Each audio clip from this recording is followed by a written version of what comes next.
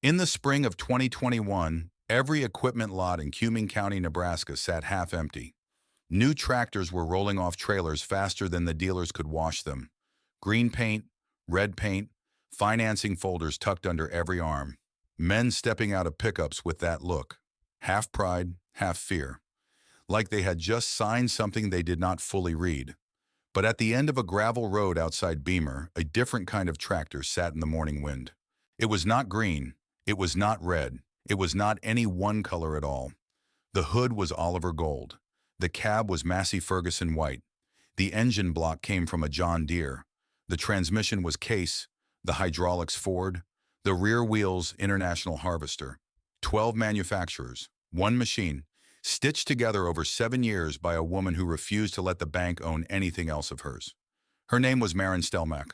She was 50 years old, a widow for 7 of those years, a mother whose children had moved to cities they preferred, a woman who had spent 22 years of marriage being told what she could not touch, and then she had spent 7 years touching everything. The men at the co-op had a name for her tractor. They called it the quilt. They laughed when they said it. They thought she was stubborn. They thought she was behind. They were wrong. Maren Stelmach understood something the rest of the county would not understand for another 2 years. Something her late husband Otto had asked her to forget on his deathbed. A finance tractor has 2 engines, one under the hood, one inside the bank. You can shut off the one under the hood anytime you want. The other one. The other one never stops running. Not when the rain comes wrong. Not when the price falls. Not when your son does not call. Not when you bury your husband on a Saturday in October and the casserole dishes start coming on Sunday. The other engine just runs, in the dark, in the cold, in the silence after everyone has gone home. That was the engine Maren refused to buy. And in the spring of 2021, on a small farm outside Beamer, Nebraska, she was about to find out how much that refusal had cost her, and how much it had saved her, and how much it had given her of a life she had not known she was allowed to want. The wind came across the field that morning in long, slow waves. Maren Stelmach stood at the kitchen window with a coffee cup in her hand. The cup was old, white ceramic, a crack running down one side that she had stopped trying to fix.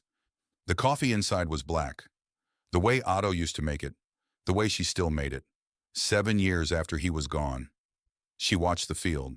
The corn stubble from last fall was still standing in places, brown and broken, waiting for the disc to come through, waiting for her. Outside, the tractor was already running. She had started it 20 minutes ago. Let it warm. The way Hjalmar had taught her, the way her father had taught Hjalmar before that. You do not ask a cold engine to work. You let it wake up.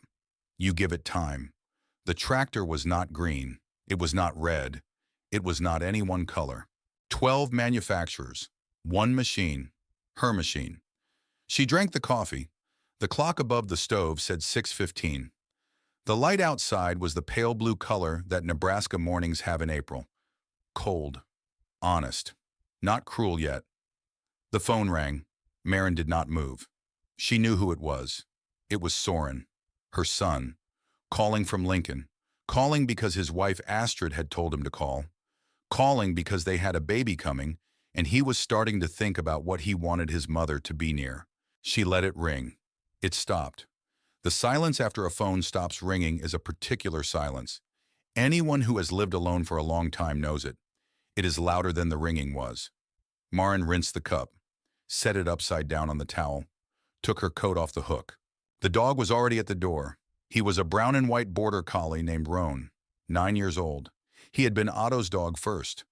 Otto had bought him from a farmer near Norfolk 3 weeks before the diagnosis. Roan had outlived Otto by 7 years now. Maren had not planned for that. Nothing about loving an animal accounts for the math of how long it might stay after the person it was bought for is gone. She opened the door. The wind came in. Roan went out. Maren followed. In town, the men were already at the diner. The diner was called Inga's. It had been called Inga's since 1962. Inga herself had been dead for 19 years. The name stayed. The booths stayed. The coffee was still bad in the particular way that small-town coffee is bad. Roland Pfluger was sitting in the third booth from the back. He was the manager of the Flueger Implement dealership 2 miles east of town. He was 58 years old. He wore a green polo with the dealership logo on the chest. He was a good man. He was not a villain. He was also worried about Maren Stelmach, and he had been worried about her for 7 years. He stirred his coffee. Across from him sat Wendell Drager, 40, tall, thin in the shoulders, wearing a Carhartt jacket that still had the price tag tucked into a pocket because his wife Corinne had bought it for his birthday last week and he kept forgetting to cut the tag off. Wendell had just signed for a new tractor, $168,000, 7 years, $2,700 a month. He had signed 2 days ago. His hand had shaken when he wrote his name. He had told himself it was the cold. Maren came in yesterday, Roland said. Wendell looked up. For what? Fuel filter, hydraulic hose, a roll of baling wire. That's it? That's it? Wendell shook his head, took a drink of coffee, set it down too hard. That woman is going to work herself into a grave. Maybe. You ever try to sell her a real machine? Every year for 7 years. And Roland looked out the window. A pickup was pulling into the diner lot. And she always says the same thing, which is what? She says the quilt isn't done teaching her yet. Wendell snorted. He could not help it. The quilt? That's what she calls it. That's what we call it. She knows. She doesn't mind. It's a Frankenstein. It's a Frankenstein that's paid for. Wendell stopped. He did not have an answer for that. The waitress came by with the coffee pot. She filled Roland's cup. She filled Wendell's. She left. Wendell stared at the surface of his coffee. My wife was up at 4 this morning. She couldn't sleep. She was going through the numbers again. Roland did not say anything. I told her it's fine. Roland did not say anything. It's fine, right? Roland looked at him. The look was not unkind. It was the look of a man who had been selling tractors for 31 years and had watched a great many wives sit at kitchen tables at 4 in the morning going through numbers. You signed what you signed, Wendell. That's not an answer. No, Roland said. It isn't. Maren was in the field by 7. The quilt sounded the way it sounded, which was not the way a tractor was supposed to sound, but it was the way this tractor sounded. And after 7 years, she knew every note of it. The diesel had a low thrum that came up through the floor of the cab. The hydraulics whined a half second after she touched the lever.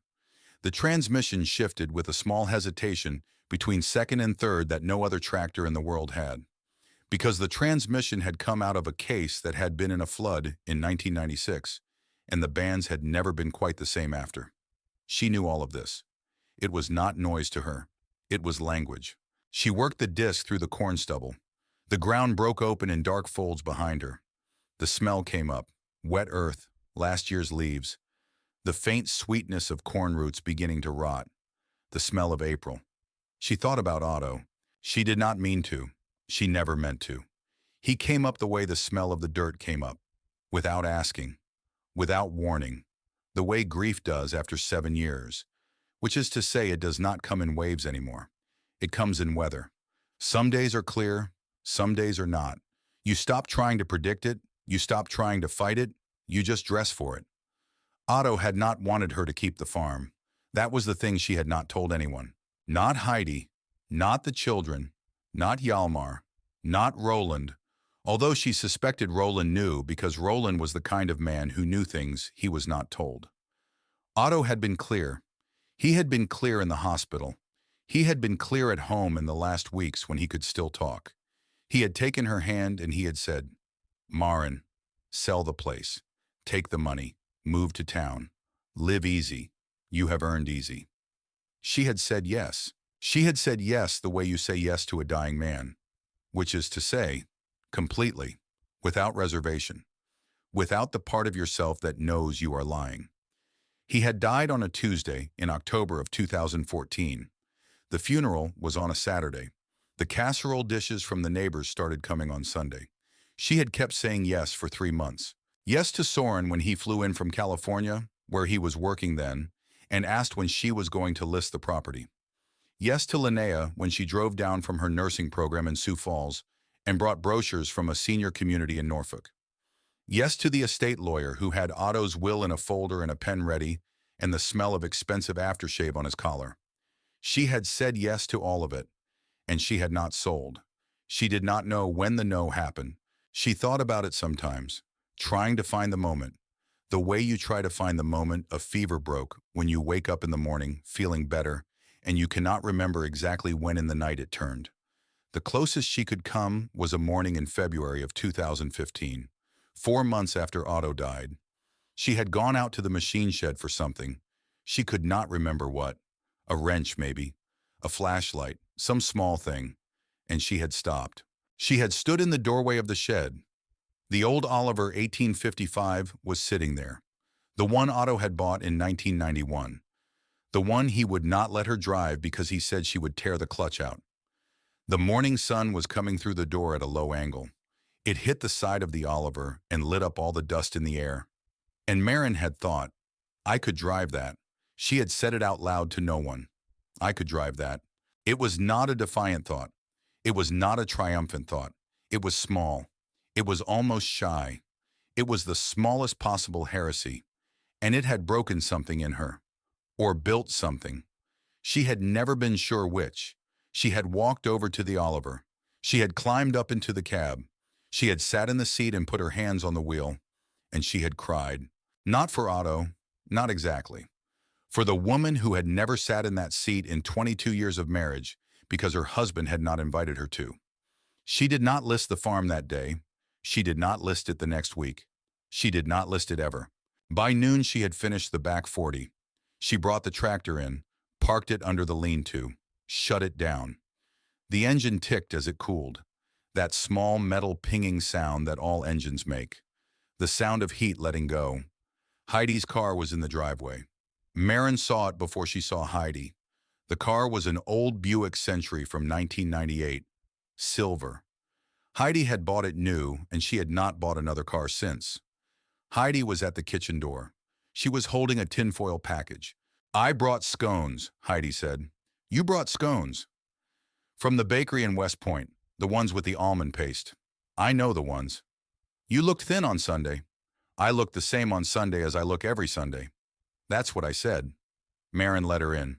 The kitchen smelled like coffee, and like the kerosene Maren used in the wick lamps she still kept on the windowsill, even though she had electricity because Otto's mother had kept lamps on the windowsill, and it was one of the small inheritances Maren had not been able to let go of. Heidi set the scones on the counter. She unwrapped them with the slow care of a woman who is 72 and not in a hurry about anything anymore. Roland called me, Heidi said. Maren looked at her. Roland Pfluger. He calls you now. He has called me twice in 18 years. Both times have been about you. Maren took down 2 plates. What did he say? He said Wendell Drager signed for a new machine. I heard. He said Wendell looks scared. He should be. That's what Roland said too.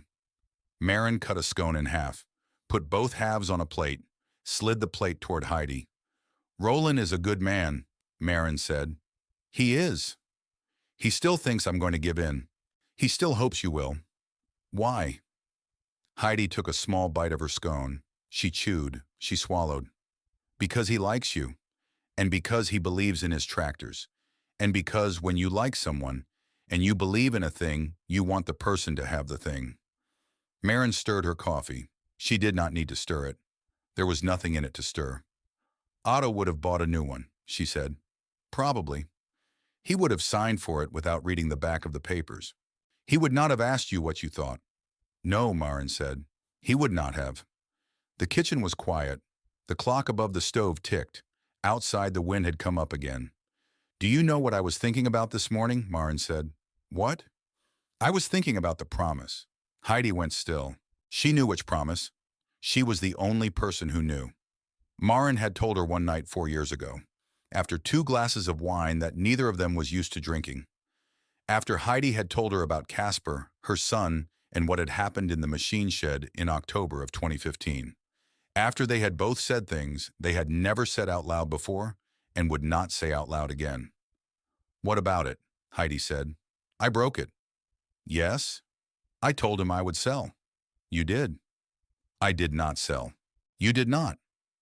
And I have lived with that for 7 years. You have. Maren looked down at the scone on her plate. She had not touched it. Some days. Some days I think I should have kept it. The promise. Heidi reached across the table. She put her hand on Maren's hand. The hand was thin and dry. Heidi's hands had always been smaller than Maren's, even before age had begun to take pieces of them. Some days you should think that, but not most days, and not today. Why not today?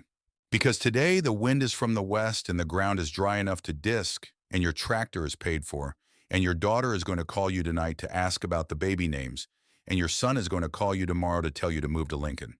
And you are going to say no to him, and you are going to say something kind to her, and you are going to come out here on Friday morning and finish the field. That is what today is. Today is not a day for breaking promises in your head. Maren did not say anything for a moment. Then she said, "You should have been a pastor. I should have been a lot of things. I was a wife. Then I was a mother. Then I was a widow. Then I was a person whose son was gone. Now I am a woman who brings scones. That is not nothing. No, it is not nothing. It took me a long time to learn that." Hjalmar arrived at 3. He always arrived at 3.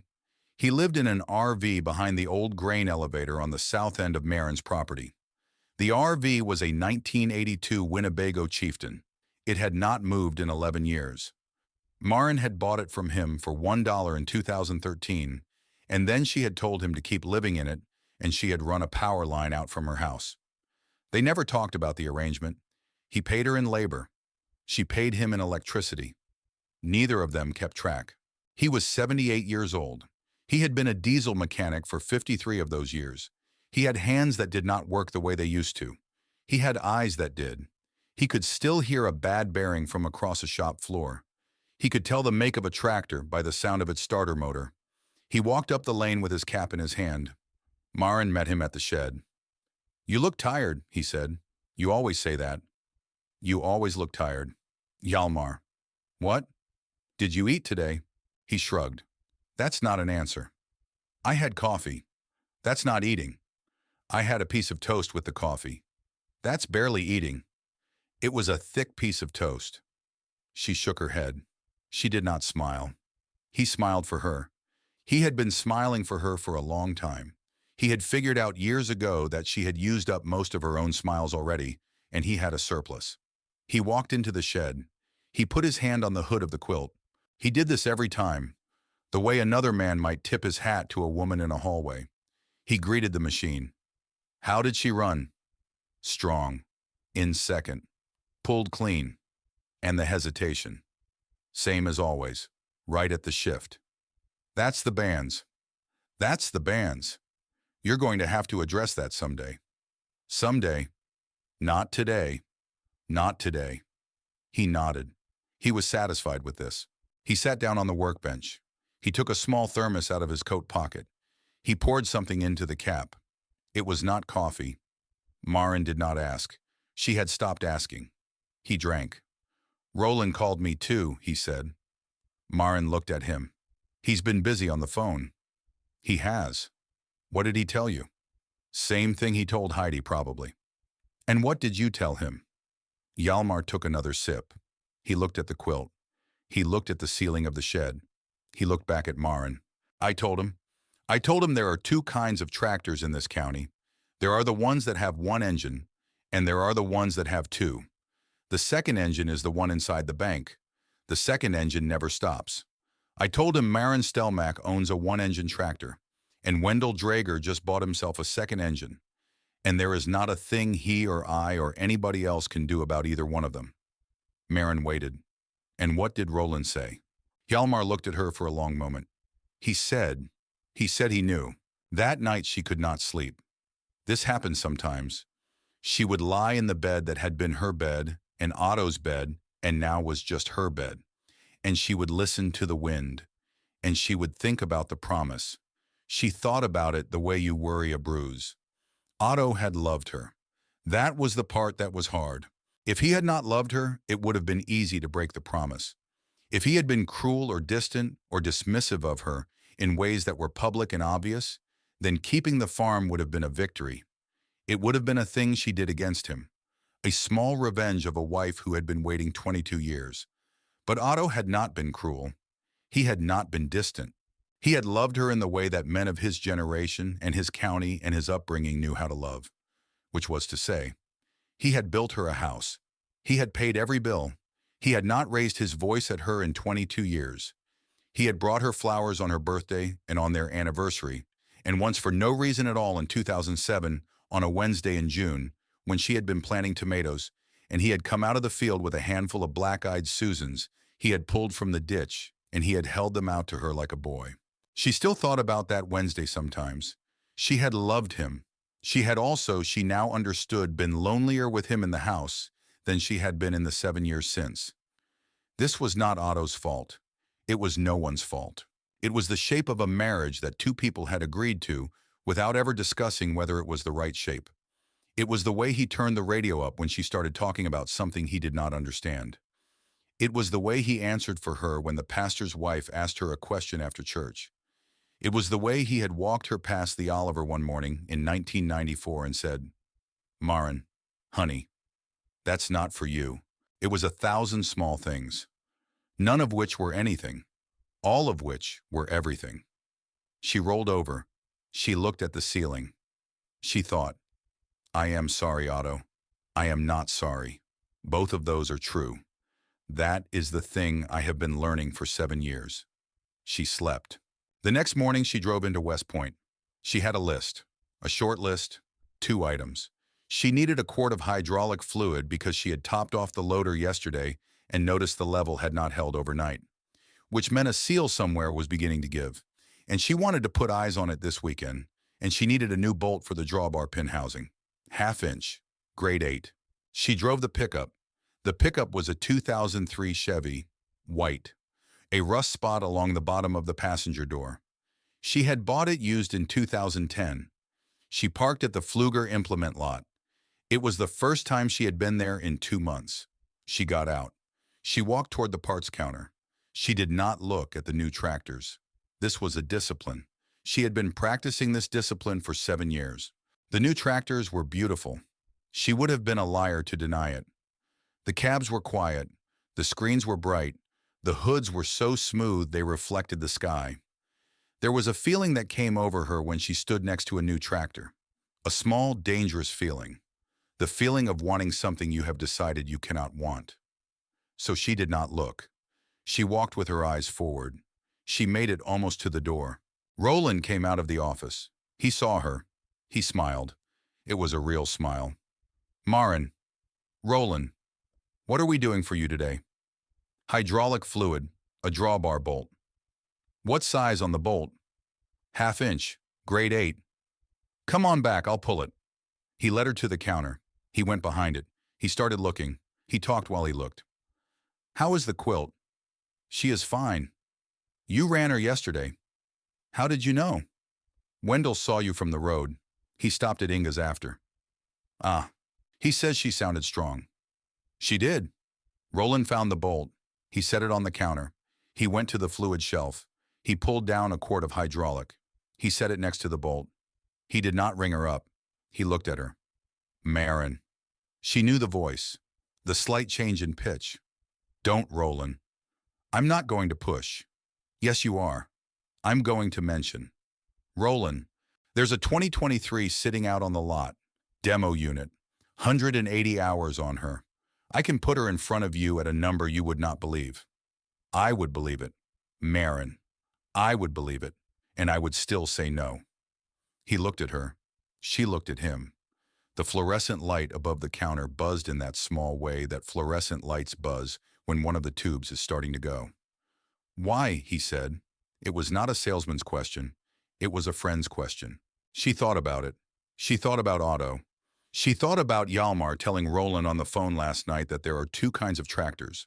Because that tractor has 2 engines, Roland. The one you can see and the one in the bank.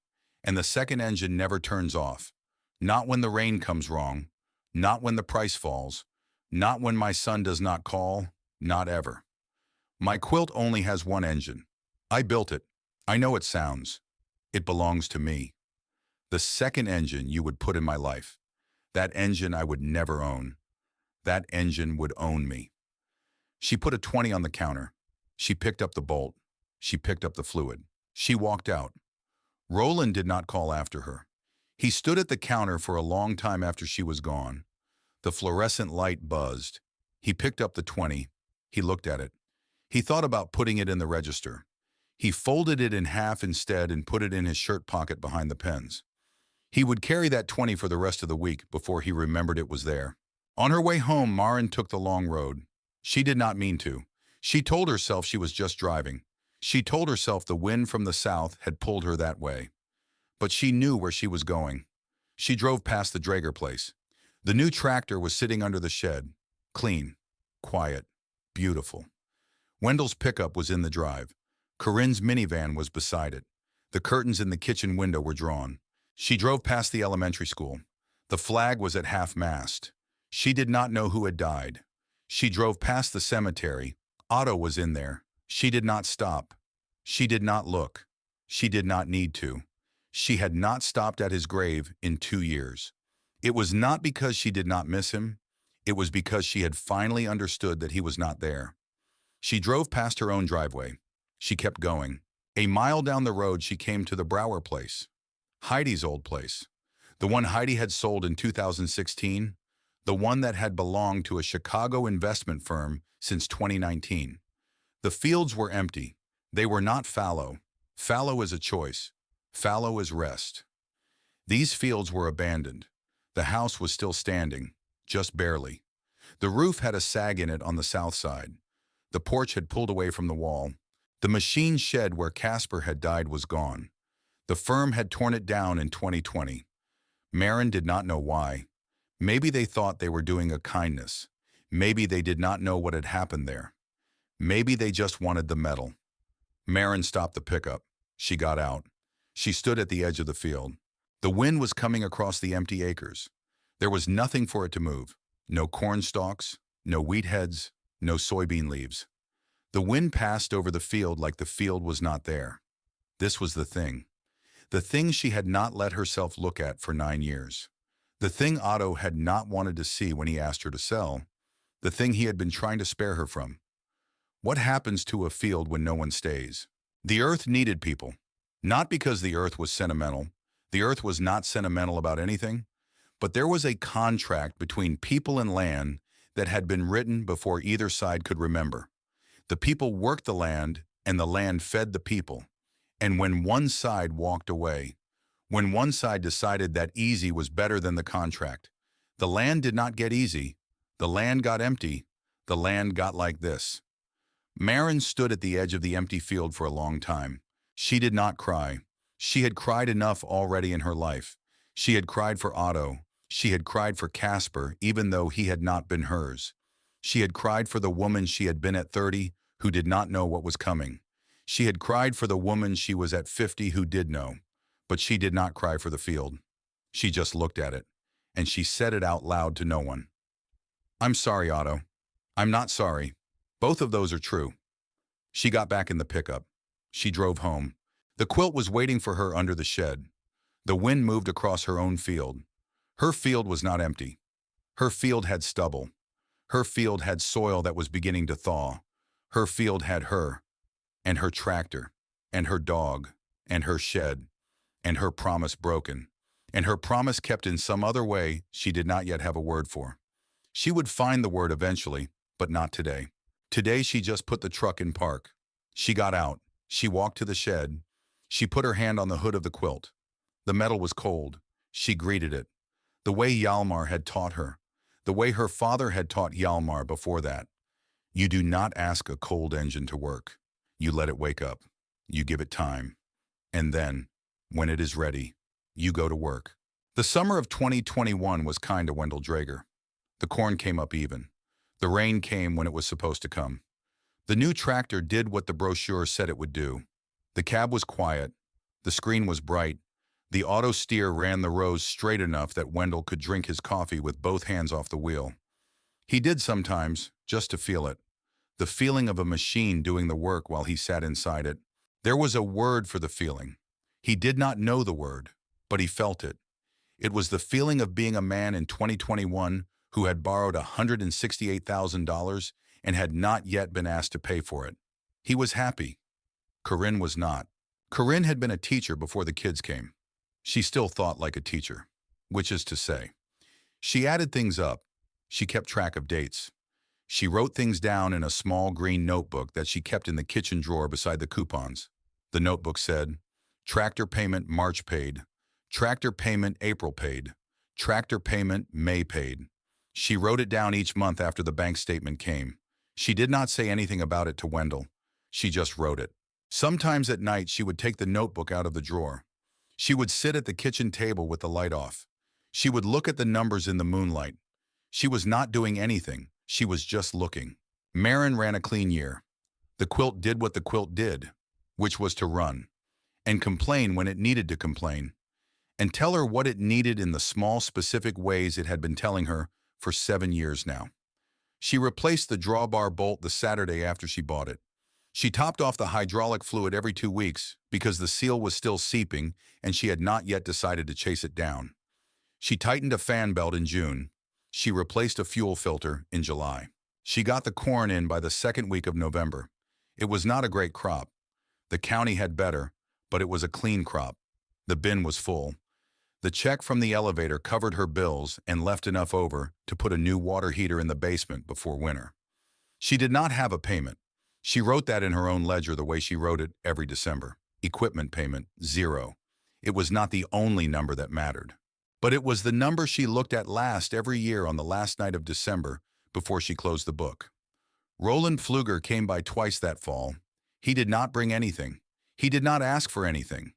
He sat on the bench by the shed door and he drank the coffee Marin brought him, and he looked at the quilt the way a man looks at a house he did not buy. The first time Marin did not understand why he had come. The second time she had stopped wondering. Some men come because they want to sell you something. Some men come because they like sitting near you. Some men come because both are true at once, and they will not figure out which is which until later. Roland was a good man. He could come. Hjalmar wintered well, or so she thought. He came up to the house most evenings. She would make him stew. He would tell her stories she had heard before, about the diesel rebuild he did for a man in Stanton in 1974, about the first time he saw a tractor with a cab on it and thought it was the most foolish thing he had ever seen, about his wife Elsa, who had died of an aneurysm in 2003. He drank from the thermos. Marin did not ask. She had decided years ago that whatever was in the thermos was the last small private thing Hjalmar had, and she would not take it from him by naming it. In February, she noticed his left hand was slower than his right. She did not say anything. In March, she noticed that he had stopped using his left hand to pick up his coffee cup. He was using only his right. When his right was busy, the cup sat. She did not say anything. She thought, "You do not push old men," she thought. Otto would have pushed him. She thought, "That is one reason I am not Otto." The summer of 2022 was harder. The rain came wrong. It came too much in June. It came not enough in July. The corn went pale in places. The soybeans curled up at the edges in the South 40. Marin watched the sky. She watched the way every farmer in the county was watching the sky. She did not pray. She had stopped praying about weather a long time ago. She had decided around the time Otto got his diagnosis that the weather was not listening and that asking it to listen was a small dignity she could not afford to lose. Instead, she did the only thing there was to do. She kept the equipment running. She kept the fields walked. She kept her promises to the dirt. September. The second week of September. The day she would remember. It was Tuesday. The combine was on standby in the shed. The corn was almost ready. She had been running the quilt for 2 days, pulling a grain cart from the elevator into position at the field edge because the contractor she had hired to haul was running late on another farm. The quilt had been working hard. She had not noticed the temperature gauge. She would remember that later. The not noticing. The way you remember a key you forgot to lock.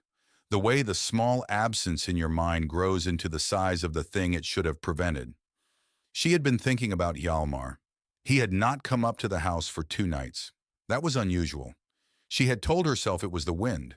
She had told herself she would walk down to the RV after she finished moving the cart. She was almost finished moving the cart. Then the quilt stopped pulling. Not all at once. It came down in a way she had felt before, but not exactly like this. A loss of strength through the floor. A soft easing. The way a horse will sometimes refuse a step.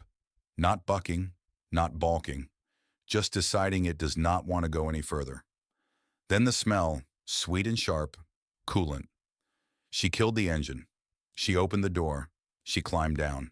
She walked around to the front of the tractor and lifted the hood. The steam came up. The hose to the upper radiator had ruptured along a seam that she had been meaning to check because she had noticed a sweat mark on it 3 weeks ago. And she had said to herself, that hose. Soon. She had said it in May. It was September now. She stood in front of the tractor in the field of half-ripe corn, and she said a word out loud that she had not used since Otto was alive. She said it to no one. There was no cell signal in that field. She walked. It was 1.25 miles back to the house. She did not run. Running was not in her body anymore. She walked the way a woman walks when she has done a foolish thing, and the foolish thing is now waiting for her to come back and fix it. Steady, not panicked, looking at the ground in front of her boots. She thought, a new hose, $6 at the parts store?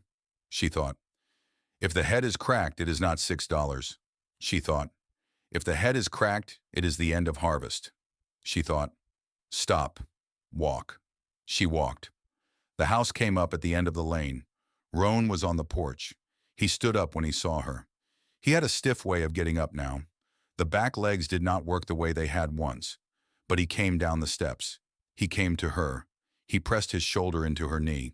She put her hand on his head. She felt herself almost cry. She did not. She went into the kitchen. She did not call Roland.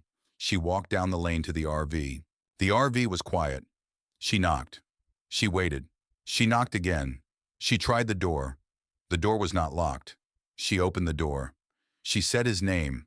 Hjalmar was on the floor, between the small table and the kitchen sink. His left side was wrong. The left arm was folded under him. His left foot was at an angle a foot does not go in. He was awake. His eyes were open. He saw her. He tried to say her name. The word came out in 2 parts. The first part was clear. The second part was not. Maren went to her knees. Hjalmar. I'm here. Aren. I'm here. I'm here. My. What? My. What? Hjalmar. What? He could not finish. She understood after a moment that he was trying to say my fault, or maybe my fall, or maybe nothing at all. She put her hand on his face. You shut up. You shut up and stay with me. I am calling the ambulance. She did not have a phone with her. She did not leave him. She put her coat over him. She put her hand on his chest.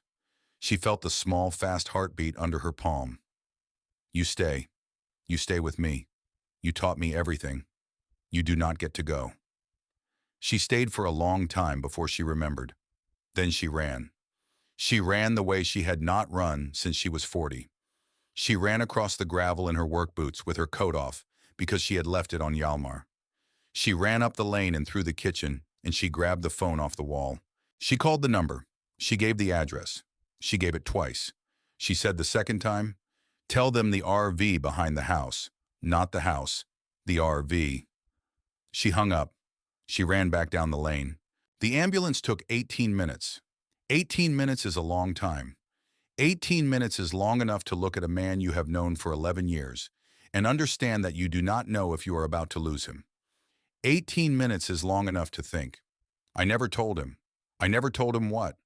I never told him that he became my father after my father died.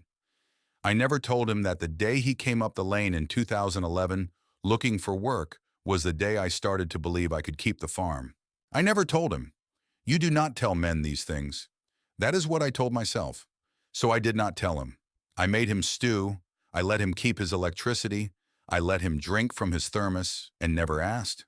I called those things love, and maybe they were. But I never told him. The ambulance came. 2 men, one older, one younger. The older man had been a paramedic in Cuming County for 22 years. He knew Maren by sight. He nodded at her once and did not say anything that did not need to be said. They got Hjalmar on a stretcher. They were careful with the left side. The older paramedic put a hand under Hjalmar's head as they lifted, and the way he did it was the way a man holds a child, and Maren almost broke at the sight of it. She got in the back of the ambulance. The older paramedic said, "Family only, ma'am." The younger one looked at his partner. The older one looked at Maren. "You can ride." She rode. She held Hjalmar's right hand. His left was not going to work for a while. His eyes stayed open. The ambulance ran with the lights on, but not the siren. There was no one to clear out of the way. Maren watched the cornfields go by through the back window. She thought, "The quilt is still in the field. The hood is up. The rain is supposed to come tonight." She thought, "I cannot do anything about that right now." She thought, "I am here. I am with him. Everything else can wait." It was the first time in her life she had let everything else wait. She had not known she was allowed to. He did not die. The hospital was in Norfolk. They got him there in 40 minutes. They took him in. They ran their tests. He had had a stroke. It was not the worst kind of stroke. It was a stroke that had taken the use of his left side and slurred his speech and given him a window of time in which his future would be decided. He was going to live. He was probably going to live. He would not be the same. She sat in the waiting room. She called Heidi from the payphone in the corner. She had her own phone. She had walked all the way back to the house to get the phone, but she used the payphone in the corner of the hospital because the payphone in the corner of the hospital felt like the right phone to use. Heidi said, "I'm coming," Maren said. "You do not have to," Heidi said. "I am coming." Heidi was there in an hour. She brought a thermos of coffee that was not Hjalmar's thermos, but was the kind of thermos that meant the same thing. The two women sat in the waiting room. They did not talk much. Heidi knew when to talk. Heidi knew when not to. At 8 that night, they let Maren go in. Hjalmar was in a bed that was too small for him. He had always been a small man. The bed made him look smaller. There was a tube in his arm. There was a monitor making the sound monitors make. He saw her. His right hand lifted off the blanket. She came over. She sat in the chair by the bed. She took the hand. He tried to speak. The first word came out clear. "Maren, I'm here." He tried again. The second word took him a long time. "Tractor." She almost laughed. She did not. "The tractor is fine." Liar. She did laugh that time. She could not help it. She put her forehead down against the back of his hand. "It's a hose." "Hose. Upper radiator." "Bad." "I knew, since May." He nodded. It was a small nod. The right side of his face nodded. The left side did not. "Fix it." "I will." Then come back." "I will." And she waited. He was tired. He was trying to find the next word. The next word took him almost a minute. "Teach." "What?" "Teach. Someone." She did not understand at first. She thought he meant teach someone to fix tractors. She thought he meant teach her son or her daughter. She would only understand later, sitting alone in the kitchen at 1 in the morning with the coffee gone cold, that he had not meant any of that. He had meant, "You have been the student long enough."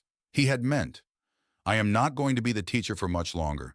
He had meant, "The work I did for you, you have to do it for someone else. That is how the chain stays unbroken." But she did not understand it that night. That night she just held his hand. "I will." She drove home at midnight. Heidi drove her. Maren did not argue. The quilt was still in the field when Heidi turned in the lane. The headlights of the car caught the open hood. The grain cart sat behind it like a dog waiting to be told what to do. Heidi parked at the house. She did not get out. "You are not going down there tonight." "I know." "Promise me." "I promise." It was a small promise. Maren kept it. It mattered that she kept it. It would matter later that she had learned how to keep small promises again. She went into the house. Roan was at the door. She knelt down on the kitchen floor and she put her face into his neck, and she cried for the first time since 2014. Not the small, steady leak that she sometimes did at the sink when no one could see when she could pretend it was the onions. The other kind. The kind that comes up out of a place you forgot you had. She cried for Hjalmar. She cried for Otto. She cried for the hose she had not changed in May. She cried for the 7 years she had spent telling herself she was strong, and the few hours she had just spent admitting she was tired. She cried until she was empty. She got up. She washed her face. She sat at the kitchen table. She did not turn on the lamp. She thought. He said, "Teach someone," she thought. "I do not have anyone to teach," she thought. He said it anyway. She sat at the dark table for a long time. She did not solve it. She did not need to solve it. She just had to keep it in her until it was ready to come out. 3 weeks later, Corinne Drager came to the door. It was a Wednesday. It was cold for early October. The wind had a hard sound to it. There had been a frost the night before. Maren was in the kitchen. She had been making bread. Her hands had flour on them. She had put a tea towel over her shoulder out of habit. She heard the car. She heard the door of the car close. She wiped her hands. She went to the kitchen door. Corinne was on the steps. Corinne was 35. She was small. She had brown hair pulled back. She was carrying a wooden toolbox. The toolbox was old. Maren knew in the second she saw it that the toolbox was older than Corinne. "I'm sorry to bother you." "Come in. I can stand on the porch." "Come in, Corinne." She came in. She set the toolbox on the kitchen table. She did not sit. Maren waited. She had learned in 7 years that the woman who waits longest is the woman who hears the most. This was my grandfather's. Yes, he was a machinist. Where? In Schuyler. He had a shop on Main Street. He closed it in 1989. I remember it. You do. I went there with my father. Twice. In the 80s. Corinne almost smiled. She did not quite. "There's a torque wrench in here, and a set of micrometers, and some calipers, and some other things." "All right. I was told, by a man in Norfolk, that you might be interested." Maren looked at the toolbox. She looked at Corinne. She looked at the toolbox. "Why are you selling, Corinne?" Corinne stopped. She looked down at the toolbox. "My grandfather would want me to." "That is not what I asked." Corinne looked up. Her eyes had something in them. They were not the eyes Maren had seen at the church the Sunday before. They were the eyes of a woman who had been awake the night before. Maren knew those eyes. She had worn them. "Sit down." "I can stand." "Sit down, Corinne, please." Corinne sat. Maren went to the stove. She turned on the kettle. She got out 2 cups. She did not ask. She did not need to ask. She set a cup in front of Corinne. She set one in front of herself. She sat. She waited. It came out in pieces. Pieces is the only way these things ever come out. The payment on the tractor, the payment on the cart, the operating note, the fertilizer that had cost almost twice what it had cost 2 years ago, the seed bill, the crop insurance, the line of credit on the house that they had taken out in March, that Corinne had not wanted to take out, that Wendell had said was only temporary. The crop in 2022 had not been bad. But the year had been bad. The year had not been about the crop. The year had been about the numbers underneath the crop. Corinne had a notebook. She had it in her purse. She did not take it out. She just told Maren what was in it. Maren listened. She did not write anything down. She did not need to. When Corinne was finished, Maren said, "How long has Wendell been telling you it is fine?" 2 years. "And how long have you been pretending to believe him?" Corinne did not answer. That was the answer. "I am going to ask you a question. You do not have to answer it." Corinne nodded. "Are you thinking about leaving?" Corinne looked at her hands. She looked at the toolbox. She looked back at Maren. "I was thinking about it last week." "What stopped you?" "My grandfather." "What about him?" "He worked for himself his whole life. He owned the shop. He owned the house. He did not owe anyone anything. When he died, he left my mother $11,000 in cash in a coffee can in a drawer. That was who he was. He would have. He would have." She could not finish. "He would have wanted his granddaughter to be the same kind of free." Corinne nodded. She did not look up. "Corinne." "Yes." "I am going to buy the toolbox." "You do not have to. I am not buying it because you have to sell it. I am buying it because I want it. Because I went to that shop in Schuyler with my father.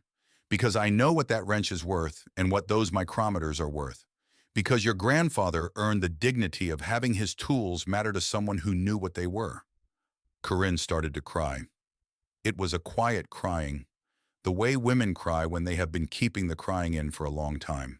And then I am going to tell you something, and you do not have to hear it, but I am going to say it. All right. You do not have to leave Wendell. Corinne looked up. You have to let him understand that you could. That is the difference. That is the whole difference.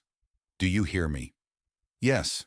A man who knows his wife could leave him and stays with her anyway is a man who has been trusted with something he might still learn to deserve. A man who thinks his wife cannot leave is a man who will keep doing the things that make her wish she could. Corinne was crying harder now, but quietly, always quietly. Do not tell him you might leave. That is theater. He will perform back at you. What do I do? You stop pretending. How? You start saying the things you have been not saying, one at a time, about the numbers, about the tractor, about the line of credit, about the way he keeps the new Carhartt with the tag on. You stop carrying the pretending alone. You hand him his half. And if he might not be ready. Then what?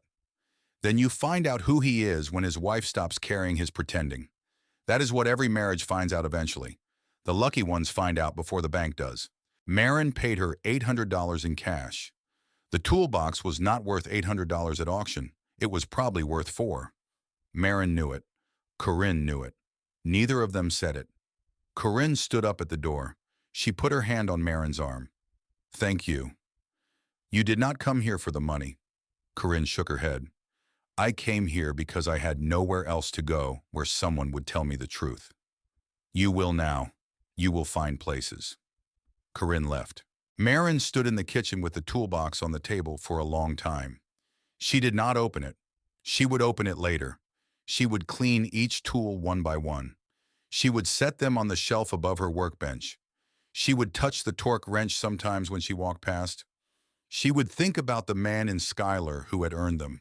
And she would think about his granddaughter, who had not wanted to sell them, and who had sold them anyway, and who had not been broken by selling them, because someone had heard her at a kitchen table on a cold Wednesday in October. That same week, the bank called Wendell. Bernadette Quinlan was 62 years old. She had been at the Farmers and Merchants Bank in West Point for 35 years. She had buried a husband in 2009 and not remarried. She called Wendell on a Friday afternoon. She asked him to come in on Monday. Is something wrong? Come in on Monday, Wendell. That was the answer. He knew it was the answer. He hung up the phone. He did not tell Corinne. He told her on Sunday night. She did not yell. She did not cry. I will go with you. You do not. I will go with you. All right. He did not know yet that she had already been to Marin's house. He did not know yet that she had a notebook in her purse. He did not know yet that the woman sitting across from him at the kitchen table was not the woman he had been pretending to for 2 years. He would find out on Monday. Monday would be the beginning of his real life. It would not feel like that for a long time, but it would be. In Lincoln, 200 miles east, Marin's son Soren was looking at an ultrasound photograph. His wife Astrid was asleep. The photograph was on his phone. The baby was a girl. They had known for 2 weeks. Soren was 33 years old. He worked for a software company that had moved him from California to Lincoln in 2019. He had been good at his job for 10 years. He had been good at his marriage for 4. He had not been good at being a son for 10. He looked at the photograph. He thought, I have to call my mother. He thought, I have to call her about the baby. He thought, I have to call her about something else first. He thought, I do not know how to call her about the other thing. He sat in the kitchen of his apartment in Lincoln with a cup of tea he had let go cold. He watched the photograph of his unborn daughter on the screen of his phone. He thought about his father dying in 2014 in a hospital room he had not flown home to. He thought, the baby is going to have a grandfather she will never meet. He thought, I do not get to fix that. He thought, but she is going to have a grandmother.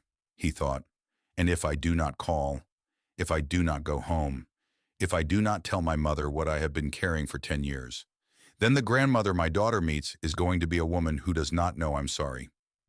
He set the phone down. He looked at the ceiling. He said to no one, Mom. He said it again. Mom. He could not say more than that.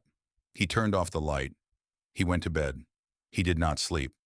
He decided in the dark that he would drive home in January. He did not know yet what he would say. He did not know yet that she had been carrying something of her own for 7 years in a kitchen 200 miles west under the same dark sky. He just knew. He had to come home. And for the first time in a decade, he was going to. Soren came home on a Saturday in January of 2024. The snow had come down for 2 days. The roads had been plowed once and then forgotten. He drove the last 40 miles at 35 miles an hour. He passed 3 pickups and ditches. He did not stop. He had been driving since 5 in the morning. He was 34 now. His birthday had been in October. His daughter was due in May. His mother did not know he was coming. He had thought about calling. He had not called. Because if he called, she would tell him not to come in the snow, and he would listen. Because that was what he had done for 10 years. He had listened to the easy thing. He had let her give him a way out. This time, he wanted no way out. He pulled into the lane at 1 in the afternoon. The house was small and white, and the same. The shed was open. There was light coming from inside the shed. He sat in the rental car for a long minute with the engine running. He thought, she is in there. He thought, she is going to come out when she hears the car. He thought, I should be the one who walks in. He killed the engine. He got out. The snow was up to the laces of his city shoes. Maren was at the workbench. She had the torque wrench out. The torque wrench had belonged to Corinne Drager's grandfather. It had a wooden handle that had been worn smooth by a man dead for 10 years. Maren had been using it for 15 months now. She liked the weight of it. She liked the small click it made when it reached the number she was asking it for. She was setting the head bolts on a small Briggs & Stratton engine that had come off a generator. The generator was Heidi's. Heidi had said she did not need it. Maren had said she would fix it anyway. Heidi had said, fine, fix it. You will fix anything anyone puts in front of you. It is how you grieve. Maren had not answered that. She had taken the generator home. She heard the car door. She did not look up at first. She thought it was Roland. Roland had taken to coming by on Saturday afternoons. She heard boots on the gravel. The boots were not Roland's boots. She looked up. Soren was in the doorway. He had his hat in his hand. He looked like his father. He had always looked like his father. But standing in the doorway of the shed with the snow on his shoulders and the hat in his hand and the look on his face, he was Otto. He was Otto at 34. He was Otto the year they bought the house. He was Otto the morning he had brought her the black-eyed Susans from the ditch. She set the torque wrench down. She put her hand on the workbench to steady herself. Soren. Mom. Is Astrid all right? She is fine. And the baby. She is fine. And you. He did not answer. That was the answer. She walked across the shed. She did not run. A woman of 53 does not run across her own machine shed in January. She got to him. She put her hand on his face. She did not hug him. Not yet. She just put her hand on his face. Come inside. He came inside. She made him eat. She did not ask if he was hungry. She made stew. She put it in front of him. She put bread next to it. She put butter on the bread. She did not sit. She stood at the counter with her hands wrapped around a coffee cup that she would not drink. He ate. He ate the way a man eats when he has been driving since 5 in the morning. He ate 2 bowls. He did not talk. She did not push. She knew by then that the talking comes when the body has been fed, that this is one of the small mercies of being human. You feed a person and the person becomes able to say a thing they have not been able to say for 10 years. When he was done, she took his bowl. She washed it. She set it on the towel. She turned around. She leaned against the sink. She crossed her arms. Now, he looked at her. His eyes were wet. Mom, I did not come home when Dad was dying. I know. I was in California. I know. There was a meeting. I know. It was not even a real meeting. It was a quarterly. I could have skipped it. I told myself I could not, but I could have. She did not say anything. He was crying now. He was crying the way men cry when they have been holding something for a decade. I have a daughter coming in May. I know. and I cannot. I cannot let her be born into a house where her father has not told his mother he is sorry. She set the cup down. She walked across the kitchen. She put her hand on his shoulder. He kept his head down. Soren. I know I should have. Soren. I know it does not. Soren. Look at me. He looked up. Your father knew. What? Your father knew. Why you did not come home. He knew before he died. He was not angry. He was never angry about it. He talked to me about it. He said, Marin, the boy is doing what boys do. The boy is becoming a man on a coast a long way from here.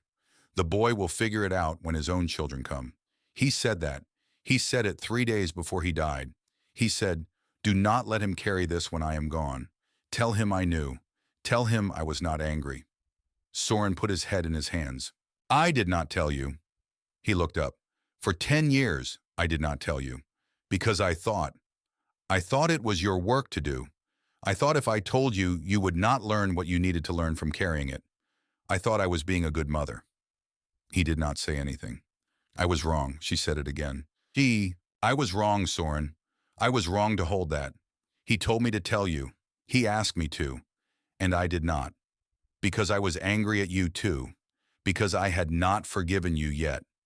And I told myself I was teaching you. I was not. I was punishing you. With his words. With the only thing of his I had. And that was the worst thing I have ever done in my life. He stood up. He came to her. He put his arms around her. He was bigger than her. He had been bigger than her since he was 15. But he put his arms around her the way a child does. He put his face into her shoulder. She held him. I forgive you. He forgave you in 2014. I forgive you now. You forgive yourself when you can. I am not sorry I waited too long, because I am not sure I knew until this winter what waiting too long was doing to both of us. But I am sorry now. I am sorry now, son. She held him for a long time. Roan watched them from the doorway. The snow kept falling outside the window, and in the kitchen a mother and a son closed a wound that had been open for 10 years. It did not heal in that moment. Wounds do not heal in moments. But the bleeding stopped. The bleeding stopped. And for the first time in 10 years, neither one of them was alone with it. He stayed 3 days. He shoveled the lane. He stacked wood. He went down to the RV and sat with Hjalmar for 2 hours on Sunday afternoon. Hjalmar was home from the rehabilitation place. He had been home for 16 months. He used a cane on his left side. His speech had come back mostly. He talked slower. He said the wrong word sometimes and laughed about it. He was 81. He had told Marin the week he came home that the doctors said another stroke was likely within 5 years, and he should plan accordingly. Marin had asked him how he was planning. He had said, I am planning to teach you everything else I know before it gets here. That was the plan. It was the only plan he had ever made. Soren and Hjalmar had not been close. They had been polite. The way a son from the city is polite to the old man who has become his mother's family. That Sunday they sat at the small table in the RV. Hjalmar made coffee with his right hand. Soren did not offer to help. He had learned watching his mother that you do not offer to help a man like Hjalmar unless he asks. Because help that is not asked for is theft of a small kind. It is taking from a man the only thing he can still do for himself. They drank the coffee. Your mother is a good farmer. I know. Better than your father was. Because she had to think harder. He had answers. She had questions. The questions go further. All right. You believe me? Yes. A long pause. Your father loved her. He did not see her sometimes, but he loved her. I know. You did not see her sometimes either. Soren looked at his coffee. No. You came home. Yes. That is the first half. Soren waited. The second half is, you keep coming home. You keep coming home until your child is old enough to remember the smell of the shed. You keep coming home until her grandmother is old enough to look at her and say, there you are. There you finally are. You keep coming. Soren nodded. He did not promise. He had learned from his mother that the hard thing was the unsaid intention you carried home and acted on. So he did not promise. He just nodded. Hjalmar nodded back. That was the contract. In February, the auction sale bills started going up. They went up on the corkboard at Inga's and on the wall of the parts counter at Pfluger Implement and on the bulletin at the West Point feed mill. They went up the way they had not gone up in a decade.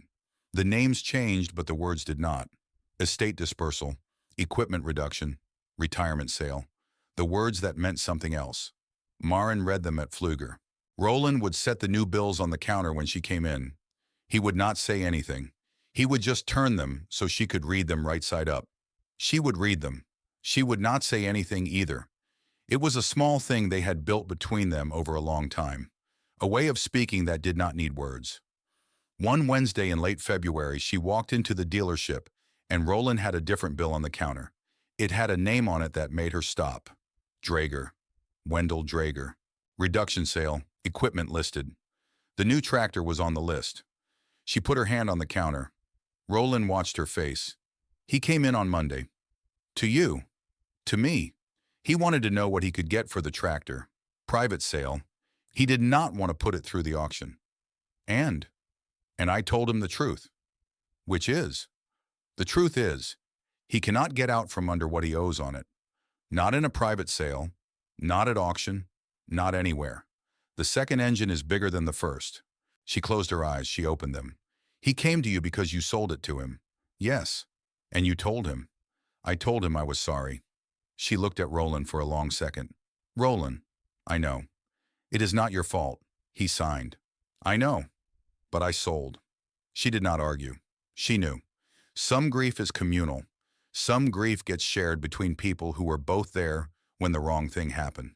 There is no point in arguing about which of you should hold more of it. She picked up the bill. Has Corinne been in? No. All right. She put the bill back on the counter. She bought what she had come in for. A spool of welding wire, a box of hose clamps. She drove home. She did not drive past the Drager place. She took the long way. The sale was set for the second Saturday in March. Maren did not go to the sale. She had decided 2 weeks before. She was not going to stand in the gravel of someone else's bad year. She was not going to be one of the women in coveralls watching another woman's husband come apart in public. But she did not stay home. She drove to Norfolk. She sat with Hjalmar for an hour. She read him the obituaries from the West Point News. He listened. He said the names of the dead that he had known. He shook his head sometimes. I outlived him. Yes. I did not think I would. You are stubborn. That is not a compliment. It is today. He smiled with one side of his face. You should be at the sale. No. You should. No. Why not? She thought for a moment. Because I do not need to see him losing it to know he lost it. Because everyone going to that sale today is going for one of two reasons. To buy cheap, or to feel grateful it was not them. I do not need either one of those feelings. I have enough feelings. He nodded slowly. That is wisdom. It is tiredness pretending to be wisdom. Same thing, after a while. She laughed. He laughed. It was a good day. The next Monday, Wendell came up the lane. The snow was almost gone. The mud was the kind of mud Nebraska gets in March. The kind that pulls a boot off if you are not careful. He drove a pickup that was not his. The pickup was his father-in-law's. His own pickup had been sold the week before. Maren saw him come up the lane. She was in the shed. She set down the wrench. She wiped her hands. She walked to the door. Wendell stopped the pickup short of the house. He got out. He stood in the mud. He had his hands in the pockets of his Carhartt. The tag was finally gone. He saw her in the doorway of the shed. He came toward her slowly. He stopped about 6 feet away. He did not come closer. I am not here to ask for money. All right. I am not here to ask for a job. All right. I am not here to ask for advice on the bankruptcy. I have a lawyer for that. All right. He looked at the ground. He looked back up. I am here because my wife told me I should be here. She waited. She told me she came here in October. She did. She told me what you said. All right. All of it. All right. She told me what you said about a man knowing his wife could leave him. She waited. I want to learn how to be that kind of man. She did not move. And I do not know how. And I do not know who to ask. And my wife said, The only person in this county who could teach me is you. Not because you are a teacher, but because you spent 7 years being the woman whose husband never asked her if she could leave. And you stayed anyway. And then he died. And then you became the kind of woman my wife wants to be. He stopped. He looked at the ground. I do not know what I am asking for. Yes, you do. He looked up. You are asking me to teach you. Yes. To teach you what? To listen. She did not answer right away. She thought about Otto. She thought about the radio, the way he had turned it up. She thought about the Oliver in the shed in 1994. That's not for you. She thought about Hjalmar in the RF in September of 2022. Teach. Teach someone. She thought about her son Soren on the kitchen floor in January, finally crying. Finally home. She thought about the chain. Hjalmar's word. The chain that stays unbroken because someone somewhere decides to pass a thing on. She looked at Wendell. I do not teach listening. All right. I teach engines. He looked up. And what I have learned is, a man who learns how to listen to an engine, a man who learns to put his hand on a hood and feel it and tell what is wrong before the gauge does. A man who learns to wait for the right small sound and not the loud one. That man becomes a man who can listen to a wife, because his ear has been trained to hear the truth under the noise. Not because someone gave him a book about how to listen, because he stood at a workbench and learned that everything that matters is saying something quietly all the time, and you just have to learn to shut up enough to hear it. He did not say anything. Come Saturday morning. What time? 6. 6 is. 6, and every Saturday after. For how long? For as long as you want to keep listening. He nodded. He turned. He walked back to the pickup. He stopped at the door of the truck. He turned around. Maren. Yes. Thank you. She did not say anything to that. She just nodded. He got in. He drove off. She stood in the doorway of the shed and watched the pickup go down the lane. She thought, the chain stays unbroken. She thought, Hjalmar will be glad. She thought, Otto. Otto. I wish you could see this.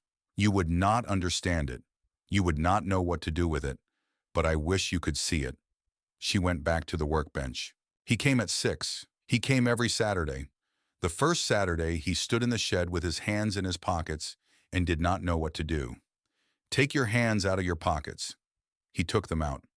Put them on the hood. He put them on the hood. Tell me what you feel. Cold. That is honest. Good. Now keep them there, and tell me what else. He stood there for a minute. It is uneven. Yes. This side is colder. Yes. Why? That is the right question. We will find out. That was the first lesson. By April, Corinne had started coming too. She did not work on the tractor. She sat in the shed with a book. She did not read the book most of the time. She watched her husband. She watched the way his shoulders had moved in the last 6 weeks. They were lower now, not in defeat, in a different way. She had spent 8 years married to a man whose shoulders were always around his ears. These were different shoulders. She did not know what to call the difference. She just watched. Heidi started coming with a thermos of coffee at 7:30. Hjalmar started walking up the lane on Saturdays. It took him a while. He came with the cane. He sat on the workbench. He told stories. Some of the stories were the same stories he had told for years. Some of them were new. Some of them were stories about Maren's father that Maren had not heard, because they were the stories you do not tell a daughter about her father until she is 50 years old and his friend is 79 years old, and the time for protecting her from the truth of him is long past. Maren listened to those stories the way Wendell was learning to listen to the engine. She let them tell her something. In June, Linnea came home. She brought her phone. She brought a small clip-on light. She brought a folding stand for the phone. She did not tell anyone she was going to record. She just started recording one Saturday in late June while Wendell was changing the oil on the quilt under Maren's eye. While Hjalmar told a story from 1968. While Corinne read on the workbench. While the Draeger children chased Roan around the yard outside. She edited the video that night in her old bedroom at her mother's house. She posted it on Instagram. She had 811 followers. She did not tag her mother. Her mother was not on Instagram. she wrote in the caption. My mother who taught me what a woman can build. The first comment came at midnight. It was from a woman in Iowa. The woman wrote, I am 67 years old and I have not been on a tractor in 11 years. I would like to learn how to fix mine. Where do I go? The second comment came at 3 in the morning. It was from a woman in Kansas. The third came the next day. A woman in North Dakota, a woman in Missouri, a woman in eastern Colorado, a woman whose husband had died in 2019 and who had been keeping the farm running with a son who was not interested, a woman who had inherited her father's place in 2022, a woman whose tractor had been parked under a lean-to for 2 years because nobody had taught her how to start it. Linnea read the comments. She read them all. She started writing back. She did not promise anything. She just wrote back. She wrote, Where in Iowa? She wrote, Tell me about your tractor. She wrote, My mother does not have a school, but she has a shed, and on Saturdays the shed is open. She showed Marin the comments the next morning. Marin read them at the kitchen table. She did not cry. She had cried enough. She just read them. She thought about Hjalmar. Teach someone. She had thought he meant one. He had not meant one.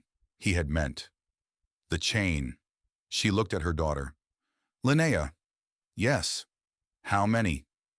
How many what? How many of them would come if I said, come? Linnea looked at her phone. More than the shed can hold, Mom. Marin nodded. She thought. The shed will hold what it holds. She thought. We will make a bigger shed. She thought. We will make it together. All right. They came in October of 2024. 14 of them. They came from 6 states. They drove pickups and sedans and 1 rented camper van.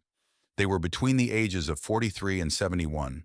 They were widows and divorcees and daughters of men who had died without teaching them. They were one woman whose husband had simply walked off the farm one morning in 2020 and not come back. They came on a Saturday. They came at 9 in the morning. The quilt was outside the shed. Hjalmar was sitting on a folding chair by the door, with a blanket on his lap, with his cane across his knees. Wendell was in the shed. He had set out 14 folding chairs in a half circle around the open hood. Corinne was at the house making coffee in 2 big pots. Heidi was at the door with a tray of scones from the bakery in West Point, the ones with the almond paste, because she had decided you do not start a thing like this without the right scones. Linnea was filming, but only quietly with her phone on the stand in the corner, not in anyone's face. Roan was on the porch. Roan was 11 now. He did not come down for everyone anymore. He came down when Marin came down. She came down. She walked across the yard in her work boots. She had her hair tied back. She had Corinne's grandfather's torque wrench in her right hand. She was not nervous. She was something else. She did not have a word for it. She would think later that she had felt it once before, in February of 2015, in the doorway of the shed, when she had decided she could drive the Oliver. The same feeling. The feeling of being about to do a thing that the woman she had been a long time ago would not believe she was about to do. She walked up to the half circle of chairs. The 14 women looked at her. They were quiet. She set the torque wrench down on the workbench. She put her hand on the hood of the quilt. Good morning. They said good morning back. My name is Marin Stelmach. This is the quilt. She is 34 years old in pieces. She has parts from 12 different manufacturers. None of them were ever supposed to work together. They do anyway, because somebody made them, with her hands, over a long time. She looked at them. You are here because you want to do the same. Some of you with a machine, some of you with something else. Some of you do not know yet. She paused. What I am going to teach you is engines. What you take home from the shed is up to you. She paused again. She said the last thing. I learned everything I know from a man named Hjalmar Vance. He is sitting by the door. He taught me because he was asked, and because he had nobody else to teach. He told me 2 years ago that I had to teach somebody. I thought he meant one of you. He meant all of you. The chain stays unbroken if every person who learns finds one person to teach. That is the only thing I'm going to ask of you by the end of this weekend. Not money, not gratitude. One person. Find one person. Pass it on. She picked up the wrench. Now come and put your hands on the hood. The first lesson is the same one I learned. You feel it before you fix it. You listen to it before you talk to it. You let it tell you what it needs. They stood up. They walked over. 14 women in 14 kinds of coats put their hands on a hood that had been built, piece by piece, over 7 years, by a widow on a small farm in Nebraska who had broken a promise to a dying man and kept herself alive. That evening, she walked alone down the lane. The women were in the house with Heidi and Corinne. The smell of stew was coming out of the kitchen windows. Wendell was in the shed cleaning tools and putting them back on the shelf. Hjalmar had gone home to the RV. The lights inside the RV were on. Linnea was on the porch with her phone. Soren was on the phone with Linnea. He could not be there. The baby had come 3 weeks early in May. Her name was Eliza. She was healthy. She was sleeping. Astrid had said, "Go talk to your sister." He had stepped outside. Maren walked. The wind was from the south, warmer than it should have been for October. She walked to the end of the lane. She stopped. She looked down the road one way. She could see a half-mile away the lights at the Draeger place. They were on. They had been on every night since June. She knew from Corinne that Wendell had taken a job at the elevator. They had moved into the smaller house. They had let the farmland go. They were not whole. They were beginning. She turned the other way. She looked toward the Brower place. The lights were not on there. The lights had not been on there since 2016. The wind moved across the empty acres. She stood for a long time. She thought about Otto. She thought about the promise she had broken. She thought about the promise she had kept in some other shape. "I am not the woman you married, Otto. I am not the woman you asked to sell. I am the woman who stayed. And there are 14 women in my kitchen tonight. And there will be more next year. And one of them will go home and teach her neighbor. And one of them will buy back her father's old tractor instead of letting it go to scrap. And one of them will not sign a piece of paper that would have killed her in 5 years. That is what I have done with the life you would have given me if I had said yes. I think you would understand it now. I think you would." She walked back to the house. Roan was waiting at the steps. She put her hand on his head. She stood at the bottom of the porch for a moment. The lights from the kitchen window fell on the gravel. She could hear the women talking inside. She could hear Heidi laughing. She could hear Linnea on the porch around the corner saying something quiet to her brother on the phone. She thought, "A finance tractor has 2 engines, one under the hood, one inside the bank. The other engine never stops running," she thought. "This farm has 2 engines too. The one I built with my hands, and the one in this house behind me. The voices, the women, the chain," she thought. "That engine never stops running either. But that one I do not mind hearing in the dark." She went up the steps. She opened the door. She went inside to join them. Behind her in the shed, the quilt sat under the work light. 12 manufacturers, 1 machine, paid for, hers. The wind moved across the field. The field was not empty.